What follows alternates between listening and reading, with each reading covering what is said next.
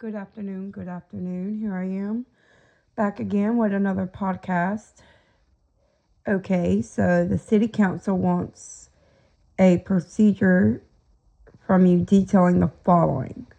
What crimes warrant a police pursuit? I would say violent crimes such as, examples, armed robbery, aggravated assault, serious death with violence like carjacking, stuff like that, homicide or attempted homicide, or, clear as day, the suspect poses a clear and imminent threat to public safety. Immediate apprehension is necessary to prevent further harm. And the next thing is the weather, traffic, and other conditions that would exclude a police pursuit. Heavy snow, fog, ice, or other conditions reducing vehicle control. High traffic areas such as school zones during hours of operations or near areas where pedestrian traffic is heavy, or construction zones, poor visibility, or narrow streets. Raleigh is really bad for some narrow streets. Or if you have like your cop car is having mechanical issues, or for safety reasons, lack of officers that are able to be for backup. If the officer needs a supervisor's approval to initiate a pursuit, I would say it would be a mandatory thing that it would be required before pursuing the pursuit, or unless it would pose an immediate threat to public, then I would go ahead and initiate it. And it says when to terminate a police pursuit if a supervisor believes it to be too dangerous. The risk of public safety is too high, or the suspect is known and they could be caught later. The speeds exceed the safe limits, or either the supervisor just terminates it all the way around because of all the risk factors that are in it. Then comes the documentation part. You would include an incident summary, including from start and stop times, location, vehicle speeds, and reason for pursuit, actions taken, and justification for pursuit. For the second part of this assignment,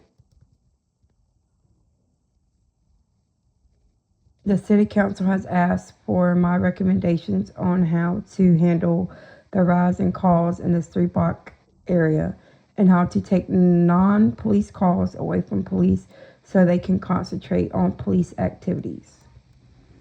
I have been authorized to hire non-police personnel if needed. In this part of the assignment, I am to ensure to provide the City Council with my recommendations for both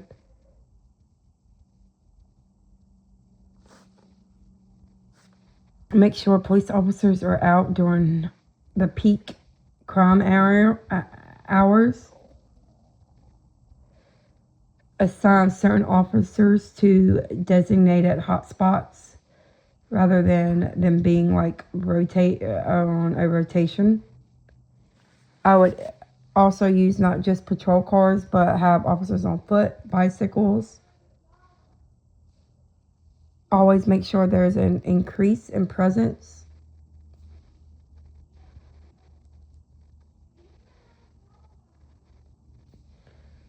Always keep and analyze on where these crimes are happening and try to find the root cause of why this crime is like basically on repeat. And work with people within the community to try to prevent or at least bring down the crime rate. And such for the non-police calls, like the really non-emergency calls, like welfare checks, mental health crisis, and natural deaths and stuff like that. I would hire social workers, animal controls, and mental health professionals. I would do the mental health professionals pertaining to the mental health crisis. Social workers, I would say, for welfare checks, and animal control for anything dealing with animals. To implement this, I would come up with a different call line.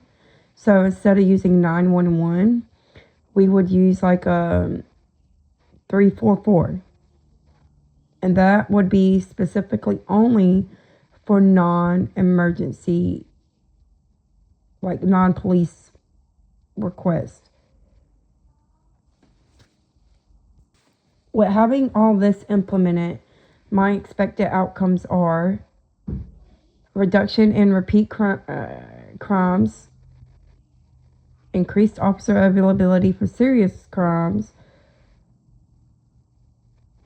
improved community satisfaction and trust. Also, some additional strategies with having hotspots throughout the city. They both can work with city council to implement different ordinances to reduce the illegal activity that is going on within that 3-block radius. And when these officers are out, I would also implement them wearing body-worn cameras.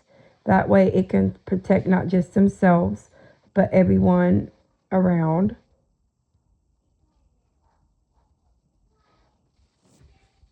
And then overall, I think by combining all of these, Smithfield can reduce the crime while having the officers being able to be called to more serious crimes while having these other professionals on standby on that 344 call waiting just in case it is needed.